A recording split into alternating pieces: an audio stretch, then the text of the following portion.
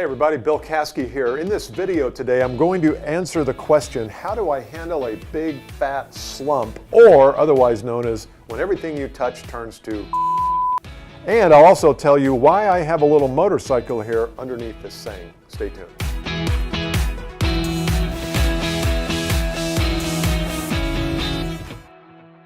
A few weeks ago, we did a live YouTube video session called Sales Dilemmas, and I got emails from like 50, 60 people, and we didn't get a chance to get to all of them. We got to about 10, so make sure you go to that video, Sales Dilemmas, and watch it. It's about an hour long. I talk about 10 to 12 dilemmas that sales professionals have.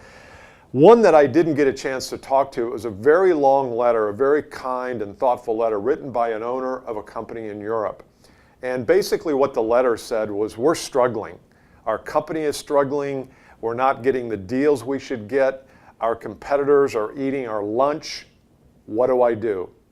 And so we didn't get a chance to get to that. So I want to share with him and with you 6 things that I think will help cure the slumpitis, if that's a word. Number 1, I need to tell you about this, don't I?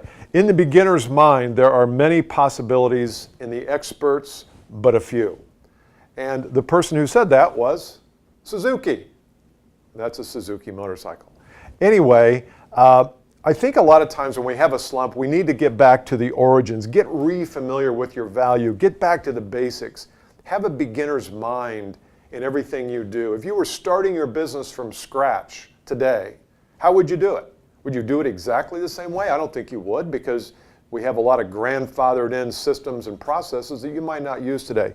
So get reacquainted and re-familiar with why you're in the business, what's the value you bring to your customers. Just go back to the basics there. Number 2, I want you to dissect the sales process. Look at it from an objective standpoint.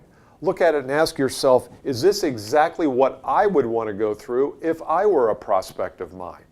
Sometimes I think we get so anxious to put a process together that just shovels people through, prospects through, we don't stop and think, wait a minute, what's the prospect experience here? You know, we talk about customer experience a lot. We don't talk about prospect experience enough. So go back and dissect your sales process, see where some of the holes are. Number 3, I want you to assess the customer's needs, problems, and vision thoroughly.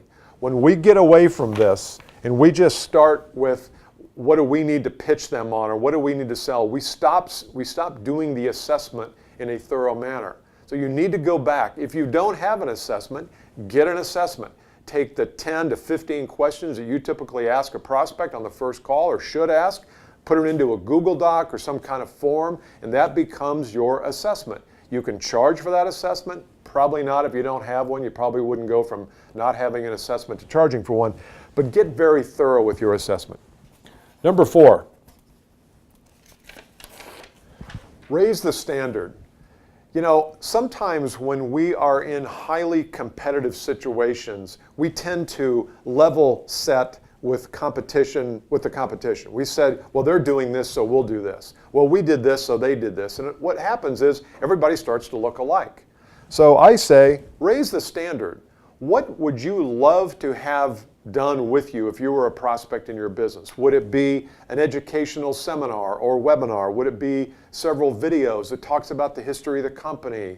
Would it be some kind of a analysis that you might do where you give the prospect something of extreme value as part of your process? Raise the standard, raise the bar, and that's going to inspire you and give you some more enthusiasm for your business, and it's going to help you with your prospects too. Number 5, kind of fits along with this. Be yourself.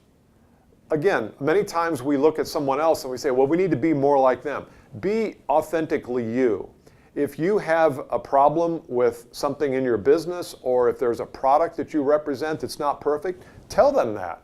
Be as open and honest as you care to be. But a lot of times we get in this mode where we're mirroring someone else. We're mirroring someone else's business. That's not good. And number 6, be upfront about your process.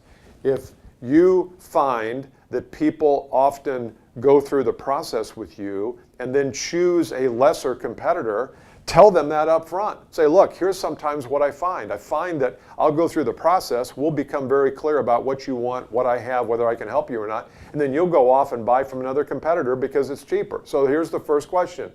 I'm not going to be cheapest, I'm not going to be low bid. Are you guys okay with paying more on this? Or however that comes out of your mouth. It doesn't have to be the first second of the meeting, but somewhere during that first meeting, you need to address the situation. Be courageous, be brave, embrace it, talk about it, put it out there on the table. And that's what I would urge my friend in Europe to do too, is get more clear about whether this is a prospect or not. If they have a 17-year relationship with somebody and they're not going to change no matter what, even if you are low bid, I don't believe the whole low bid thing, but even if you are low bid, if they're not going to change, move on. There's got to be somebody else to call on. Make sure you comment below, and if you haven't subscribed and rung the bell to make sure you're notified, do so now. I look forward to seeing you on the next video. Leave your comments below. I'll get in and answer them from time to time, so make sure you leave a comment. I'll get back with you. See you next time. Bye.